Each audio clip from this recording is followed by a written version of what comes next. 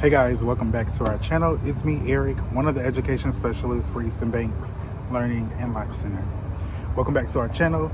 We've been very busy this new school year. We've added on another school garden. We are in the process of adding on two additional school gardens at 2 elementary schools, and also finalizing a partnership with another high school. So it will, in the end of this school year, next year in the spring, we would eventually, hopefully, fingers crossed, have 5 or 6 schools added to our roster. So that's a lot. It's really great news, but it's a lot of work. So we are very sorry that we haven't posted in a very long time. I think the last video we posted was about 2 weeks ago, maybe. So in that time frame, we've been very busy with continuing to finalize our curriculum, hosting garden sessions, having meetings upon meetings. So it's been very busy. But I'm in the school garden today. Earlier this week, the students had a garden session. The plants are looking fabulous. We're gonna go around the garden and show you what has been done. As we continue to plant out new seeds and fall crops. The students put out a lot of cabbages and mustard greens. They've harvested a lot of food. The pollinators are still in the garden with the flowers. So I'm really happy with the garden right now. I had to plant a second round of snap peas because the first round they didn't get enough water. So I am gonna go out of town tomorrow, so that's why I came to the school this Friday to just drench all of the plants and seeds with a lot of water. We put straw down to like conserve some of the water that the plants were getting. So hopefully these next 4 or 5 days they will be okay until I get back. They should. Plus, like, the weather is cool, so it's not hot. It's not going to dry out the seeds that fast, but the sun is still out, so that could be the thing that dries the plants out. So I'm just putting up the seed packets that I was using today, so I don't misplace any seeds or forget any seeds. I don't want that to happen. It's happened before. We're just going to put these up. I am really excited for fall gardening. I think a lot of people have, but I think a lot of people enjoy summer gardening. I prefer fall gardening because it's less hot. Yes, you have your tomatoes and your peppers, and I love that. But I do love gardening in the fall because I don't know, it's just something about growing root crops and leafy vegetables and your broccolis. Like, I could eat broccoli every single day if I had to, because it's the most, it's so good. It's so good. I love broccoli. So I think I'm gonna get some more broccoli started at home from my own in my own garden at home, but also here in the school garden and community garden, because broccoli is beautiful. It's fab. It's pulling up like the weather app. Hold on, but I want to see like when our first frost is. I did look it up before, but I think I forgot. First frost, Atlanta, Georgia. Now, with everything happening in the country, I don't know if this will be accurate, but you want to at least get like a sense of when your first frost will be. So our first frost typically occurs early to mid-November. So it could be around November 13th. It is currently October 10th. So we are like 33 days away. Yeah, we're like 33 days away from that area. 33 or a little below that. So this is prime time to be getting a lot of our fall crops in the garden. We just seeded some spinach, lettuce. We got a bunch of radishes in the ground, in the soil as well, and cilantro and onions. So right now it's windy, it's cool, but it's very sunny. This is the perfect time to be getting those fall crops in the ground. Every year I try to do my best with succession sowing with the students. So I guess when they come back from break, we'll do some more cabbage, Chinese cabbage, pak choy, tatsoi, like choy sum and Swiss chard, and collard greens. We'll do those because though I like to do plant varieties after the first round. I like to do plant varieties that are fast maturing. So your Chinese cabbages, your Savoy cabbages, collard greens, Swiss chard. Those mature pretty quickly. And so the first round of plants that the students were able to get into the ground were Brussels sprouts, some broccoli, some different types of cabbages, and like Brussels sprouts and certain varieties of your brassicas take a very long time to grow. So we did Savoy cabbage. We'll do another round once the students come back from break. Oh, we need to do this. It's probably too late because you're supposed to sow. This is the kohlrabi, a purple variety, purple Vienna. You're supposed to sow it in spring and in late summer. We're already in fall, so we'll probably just have to wait for like February, March to start these. So I will make a mental note of that. So the students have already planted out some Copenhagen Market early cabbage. And I love this Chinese cabbage because it takes like 70 days to harvest. So we already have it in the garden, and it only needs probably like 50 more days. And so even though the frost will be here by then, we will still be able to harvest it. I'm glad we've already gotten our Brussels sprouts in the ground. That's perfect. Last year, we were so close to harvesting our Brussels sprouts. They were able to get at least this big. Some of them started to flower, but we harvested probably like 10. So that was a plus. But what I've learned with Brussels sprouts is that you have to start them early. We started the first round of Brussels sprouts in like late August, which is probably still a little too late, but it was sooner than we previously have done it. So, you live and you learn. Also, we need to start kale. When the students come back, we need to start some more dinosaur, Russian kale, blue dwarf kale. We'll get that started. And I love this Chinese cabbage. It takes, how long? I don't think this packet says. Oh, yes, it does. 55 days. See? 55 days, and it won't take that long.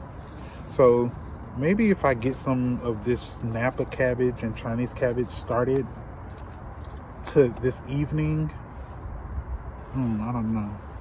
Maybe I'll get this started this evening and just put it in the little greenhouse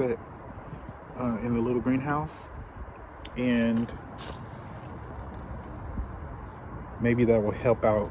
Yeah, I'll do that. I'll just start these and put them in the greenhouse later today, as well as the cabbage. Now we do have our Romanesco. I don't even know if we have any seeds left. We have like 3-4 seeds left of the Romanesco broccoli. I'm gonna start these as well. I just hope these germinate, because I did a round of them before and they did not germinate. So, oh well. And I will get more of this premium flat Dutch cabbage started. It takes about, how many days? This packet doesn't say either. Anyway, I know it takes a long time. Maybe I have a clip of us harvesting this in the school greenhouse, at the other school greenhouse. I don't know, but this takes a very long time, so we need to get some more of this started. We have a bunch of packets, so I'm gonna do as many seeds as I can so that we have a good ratio of plants growing in the garden. But yeah, you got to get your seeds started, especially now if you're in the same area as us in Georgia. You see, as you have seen earlier in the beginning of the video today, we were able to remove one of the tomato plants from the trellis area. Unfortunately, I totally forgot to bring my clippers to be able to cut the tomato plants from the what's this called, the little twine that I use to connect the tomato plants to the trellis. So I don't have anything to cut that with, and I don't want to keep ripping the tomatoes from the trellis because that could easily damage the trellis, and I don't want to have to replace it. So we already put spinach seeds and some snap peas in this particular fabric container. So what I will do, what I will do is just wait till I come back next week.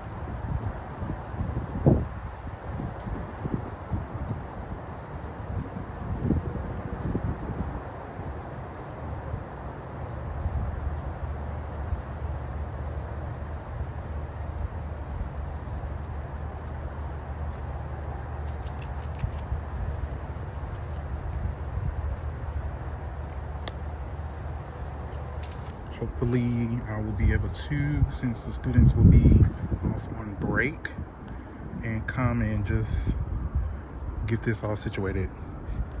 Maybe what I probably will try to do that and just leave the fabric containers bare until the students come back and they can put the seeds in themselves. So I'll probably do that, or just wait till they get back in school the following week.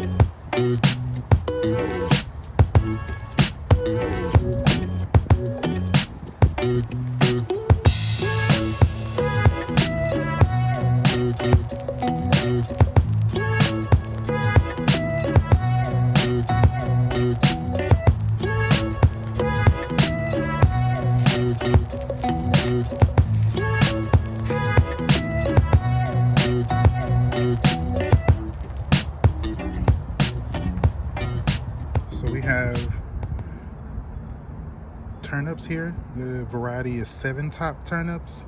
We have 1 row of daikon radishes.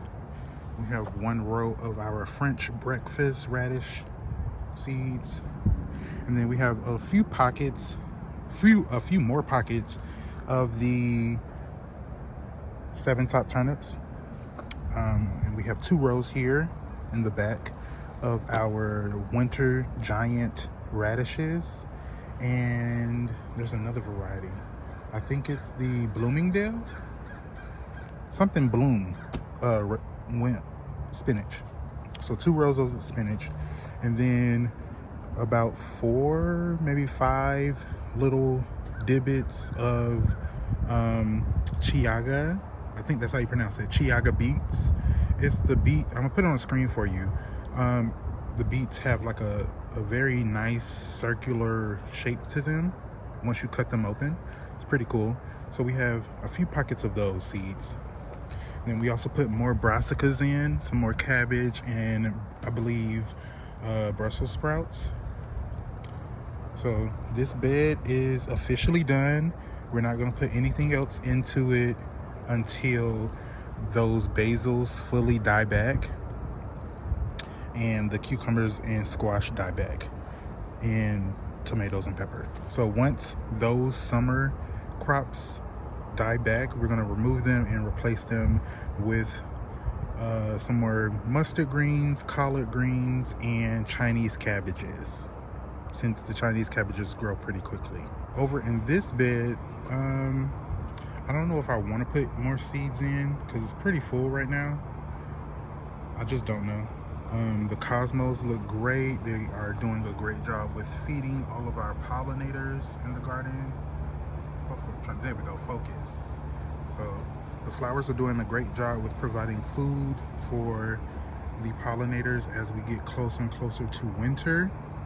A lot of the cosmos are producing seeds, so I do need to save seed.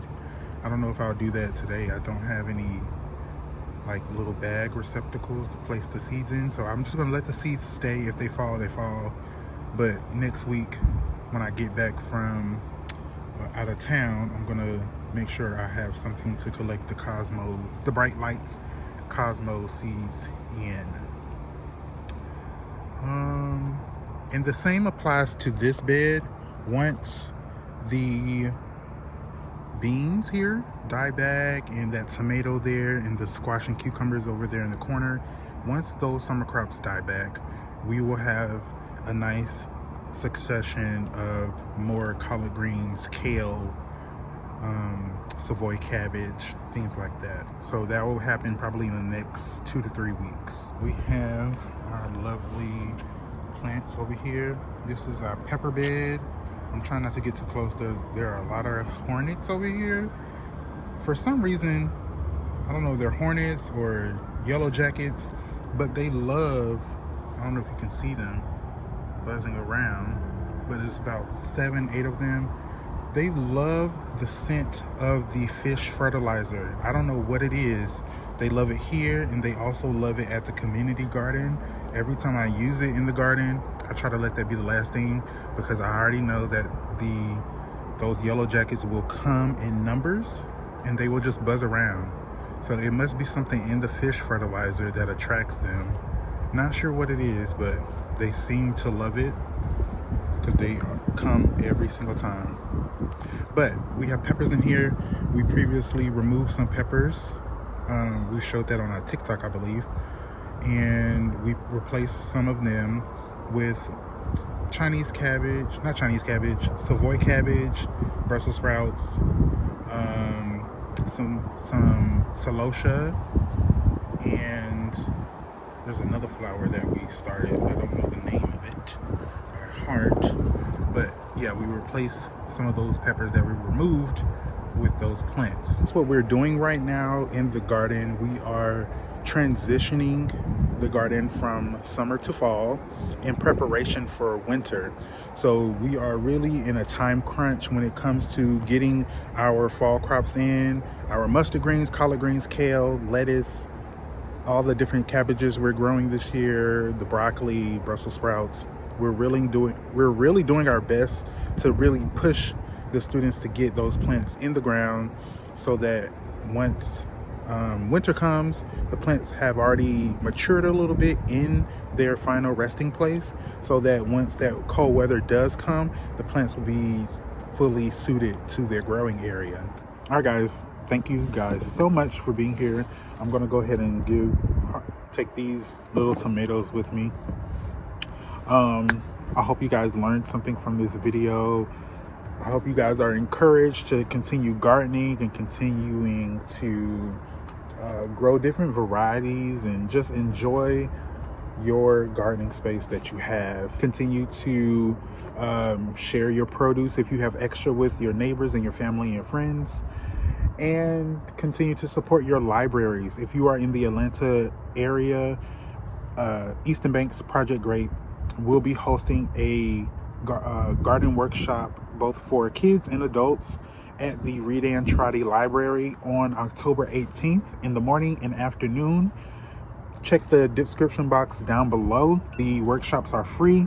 We give great educational tips and tricks for growing in small spaces, and particularly, well, specifically for this upcoming garden workshop, we will be discussing how to save seed and how to select the right seed for your growing area and the proper growing season. Thank you guys so much for watching today's video. Make sure to follow us on social media. Facebook and Instagram is EBLLCINC, and TikTok is Project Grape. Secondly, sign up for our newsletter. We have great news coming. We are winding down with our food deliveries. Once this fall is done and winter is done with harvesting, we should be done with our 2024-2025 families. And in the start of the new year, we will open back up our free produce deliveries, where families in the Atlanta metropolitan area will be able to register their families, their households, for our produce that we grow in all of our gardens in partnership with our school district. Okay, so make sure to keep attention on that, and the only way to do that is by joining our newsletter, which can be accessed through the link in the description box below. Thanks for watching today's video. Make sure to subscribe, and we will see you all later in the garden. Bye.